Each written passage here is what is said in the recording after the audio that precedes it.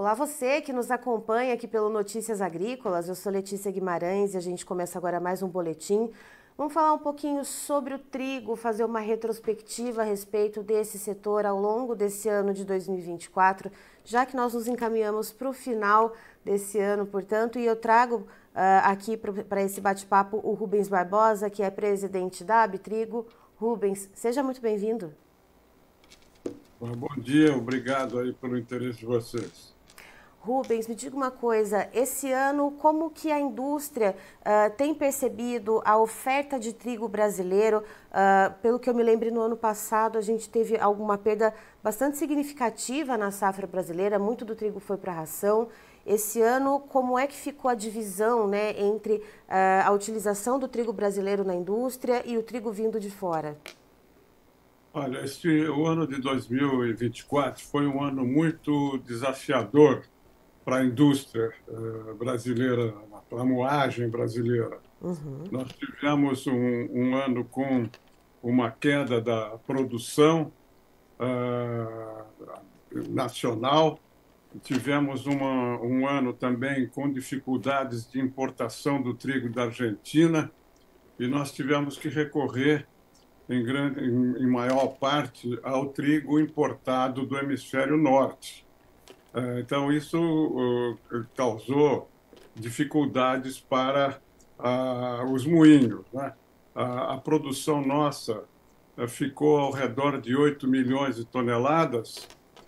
Com a queda da produção na Argentina, uma boa parte dos 6,5 milhões de toneladas que a gente teve de importar veio da Rússia, veio dos Estados Unidos, e a indústria, para não ter custos adicionais, como nós não tínhamos grande parte do trigo vindo do Mercosul, que é isento de tarifa, nós chegamos a pedir para o Ministério da Agricultura que fosse ampliada a cota de 750 mil toneladas isenta de tarifa externa comum do Mercosul, para não onerar, sobretudo, os moinhos do Nordeste, que teriam que importar o trigo dos Estados Unidos e da Rússia. Então, foi um ano muito desafiador para a indústria, para a produção também. Enfim, foi um ano que a gente espera seja superado agora em 2025.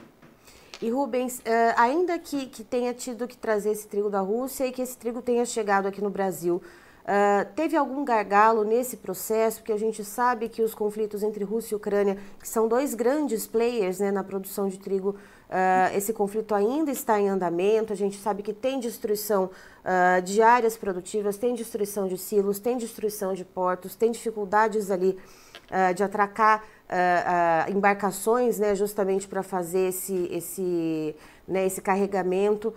Eu queria saber como que vocês da indústria observaram também essa questão desse transporte. Olha, não teve impacto sobre a oferta aqui no Brasil. Não houve nenhuma dificuldade de abastecimento interno. A guerra, ela, no caso da Ucrânia, não afetou o Brasil, porque o Brasil não importa trigo da Ucrânia. E, ao contrário, a partir da guerra, por causa do preço competitivo do trigo russo, houve uma demanda maior. E o ano passado, eu acho que a Rússia vai ser o segundo exportador de trigo para o Brasil, depois da Argentina. Então, a guerra realmente causou problemas, mas mais para o norte da África, para o Oriente Médio, que eram tradicionais importadores de trigo da Ucrânia. Como o Brasil não importa trigo da Ucrânia, não teve nenhum impacto. Ao contrário, nós tivemos ali até alguma redução do custo com o preço mais competitivo da Rússia. Agora, o preço do mercado internacional no ano passado oscilou muito, não é? Por causa das condições climáticas, por causa da questão geopolítica, por causa das notícias dos Estados Unidos quanto à produção lá. Então, a instabilidade nos preços foi muito grande também. Por falar em preços, Rubens, como que ficou a questão cambial afetando, né, ou pesando sobre a questão das importações de trigo? Que esse ano foi um ano de bastante volatilidade e agora nessa reta final a gente está vendo bater preços aí no dólar bastante elevados, né? Pois é, além da instabilidade no mercado internacional, nós tivemos a instabilidade aqui no mercado de câmbio também. Realmente, a desvalorização do real afeta, né, a importação do trigo, né, que fica mais caro para os importadores. Então, foi por isso eu digo que o ano de 2024 foi um ano de grandes desafios para a indústria moageira aqui no Brasil. E Rubens, ainda falando um pouquinho sobre a Rússia, recentemente a Rússia ela estabeleceu um preço mínimo de exportação do trigo, se eu não me engano, são 250 dólares por tonelada métrica. Isso afeta também de alguma maneira as importações que o Brasil faz pela Rússia? Olha, o preço do mercado interno aqui no Brasil depende do mercado internacional, né? Sobretudo das bolsas de Kansas e de Chicago.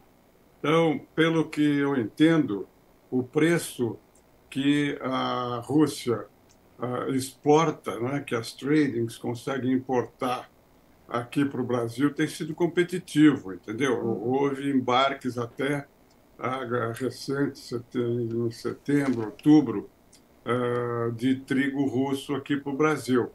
Então, eu não posso responder pelas empresas, né? As empresas têm a sua própria estratégia de compra de trigo, né? A de trigo não entra nesse detalhe, mas não houve nenhuma reclamação para nós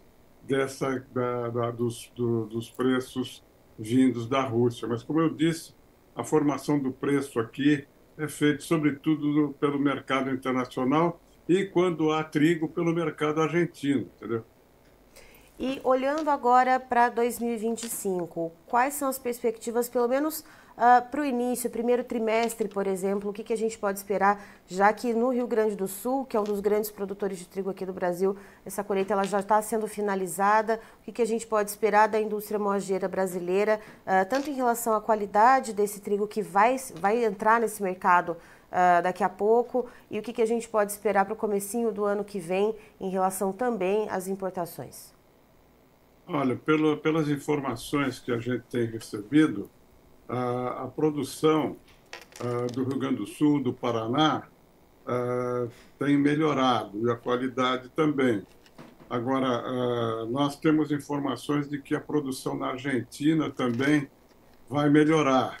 Então, a Conab projeta esse ano uma produção mais ou menos igual à do ano passado, 8 milhões e 100 mil toneladas. Então, nós vamos ter que manter o nível de importação entre 5,5 e 6,5 milhões de toneladas. Agora, a diferença do ano passado é que esse ano a Argentina possivelmente vai fornecer mais trigo para o Brasil. Nesse primeiro trimestre, nós vamos ter o trigo produzido aqui no Brasil e só a partir do segundo trimestre é que nós vamos ver as tendências de importação.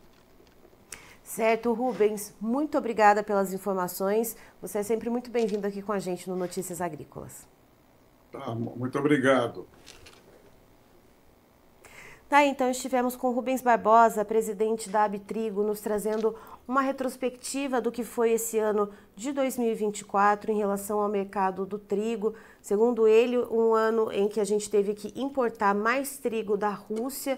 A Argentina teve ali problemas para poder fornecer trigo para o Brasil, um fornecedor tradicional do Brasil, quando a gente precisa complementar, portanto, o que não deu para ser produzido, ou o trigo que perdeu qualidade por alguma questão climática, por exemplo, que foi o que aconteceu, por exemplo, na safra de 2023. E, portanto, esse ano, trigo vindo bastante ali do leste europeu. E esse ano de 2025, segundo o Rubens, é possível que a Argentina volte a ser o fornecedor majoritário do Brasil, a safra por lá melhorando.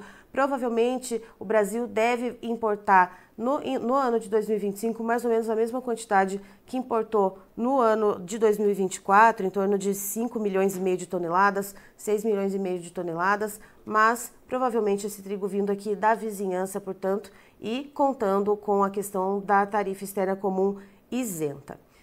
Eu encerro por aqui, desejo a todos vocês boas festas e não se esqueça, notícias agrícolas é informação agro-relevante e conectada.